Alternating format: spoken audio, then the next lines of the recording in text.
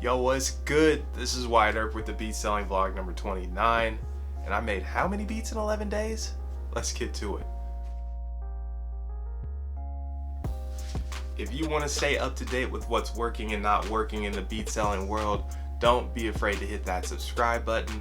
Also, if you like what you see in this video, go ahead and tap that thumbs up for me. And if you don't like what you see, or if you have ideas for what I could be doing better, or if you like something and you want to let me know, go ahead and hit the comment section up and let me know. Also, if there's any courses you'd like to see me cover, you can leave that in the comment section as well. Also, don't forget to follow me on social at WyattErp_. And also you can follow the beat store that I will be using to essentially show you how to sell beats on Instagram and Twitter at made2beats. And with that, we're gonna go ahead and just talk about the 11-day challenge a little bit, just to give a quick overview. So the 11-day challenge was basically a challenge to see how many beats you can make, or how many compositions or pieces of music you can make in 11 days. And it was done through different modules that gave you different sets of guidelines that kind of put you in a different frame of mind for when you're creating, to help you get through that common thought pattern that quality is better than quantity. Definitely it was effective at doing that. I'm going to talk more about it when we hop inside the computer to see how many beats we made, but in a nutshell, that's what the challenge was about. It's not really offered on his website right now, so if you wanted to just look through the videos I did outlining each module, you can get a good idea of what was offered in the course and even do it yourself. But definitely check out his website. I believe it's makemusicyour.life, and he has a bunch of great stuff there. A little pricey for some people, but honestly, his stuff is so quality, I would be more than happy to invest money into doing another one of his courses, which I may do in the future if you guys like this one. But with that being said, we're gonna hop into the computer and see exactly how many beats I made in 11 days. Let's get to it. Alright, so we're just looking at my desktop right now, and we're going to go ahead and get into my hard drive where all the beats are. So let's go ahead and get into the music hard drive. And part of what Mike Monday was teaching, he says that you should have a sketchbook, and then he says when you actually get through the challenge, you should separate your music into stuff that you want to keep working on and stuff that will just remain in the sketchbook. So, and I think he said label the folders more fun, and then sketchbook. I just called it the launching pad, because eventually these beats I'm gonna finish, and whether or not they get uploaded or not will be determined by what happens when they get finished. But yeah, that's essentially what I did. I just called it the launching pad. You call it whatever you want, but we're gonna take a look at how many beats I made now. So let's go ahead and open this thing up here. And so you got a little taste right there, but let's do the get info so we can see. So that's the launching pad. So that's how many beats I'm actually going to keep. Let's see how many beats I made by going into the sketchbook here. Splurge, final splurges. All right, so we're gonna do a get info on the final splurges, and you can see, or maybe you can't see, but it's 35 items. So if you've been following this vlog from when I started this, my original goal was 88 beats. I obviously missed that mark. So am I disappointed that I missed the goal of 88 beats? Yes and no, and let me tell you why. I am disappointed in the fact that I didn't reach the goal that I set for myself. Obviously, I wanted to make 88. I didn't get there, so that's a disappointment. But after reviewing how many beats I made over the past 90 days, I made way more beats than I have in the past 90 days just by making 35 in 11 days. So, I mean, if you were to just do some quick math, that's over 3 beats per day.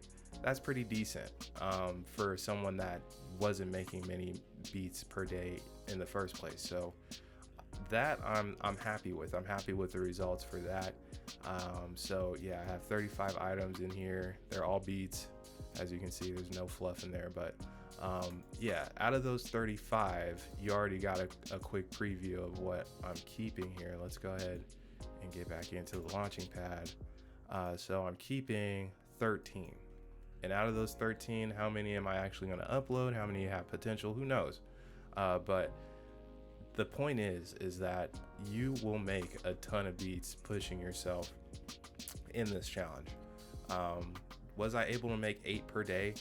No, that was a really lofty goal for me anyway. I have a newborn kid, all that stuff, life, another 11-year-old. It was just a really tough challenge for me to make 8 beats per day. Could I have done it? Maybe, but at the end of the day, am I happy with my results? Yeah, I have to say that I'm happy with them. And I think you would be too if you actually took this challenge. So, with that, I just wanted to get into my final thoughts on the actual challenge itself. I think that Mike Monday hit the nail on the head with what he's having you do if you're someone who isn't already making a ton of beats. Some people just by nature will make a lot of music just because that's how they create. If you're someone who finds themselves being a perfectionist with their music and it's not working for you, I think that this challenge is it's beyond necessary. One, because if you're not making music every day like you should be, it'll definitely get you in the habit of doing that. But two, it'll prove to you that you can find the quality through making a lot of music, and in the process you're gonna have way more fun than stressing over one beat that you've been working on for the week, and if you release it and it flops, like it's not good. So at the end of the day, you definitely will have much more fun making a ton of beats, and you'll probably get better music out of the deal too. So that's what I found with this challenge. Some things that I didn't like, I didn't like the fact that I felt like I wasn't finishing my music all the way, and that could just be because I set an artificial kind of handicap on myself of 15 minutes per beat. But to maximize how many beats I made, I feel like that was necessary. So, there's some give and take when you make a ton of music. But at the end of the day, I think overall it was a beneficial experience for me. And I think it would be for you too if you tried to do this challenge. So if you do decide to do this challenge and you've been inspired to do so through my channel, leave a comment definitely and let me know how many beats you were able to make over 11 days. I'm really curious to see. I know 35 isn't a lot for a lot of people. I'm sure a lot of people already make that many beats per 11 days.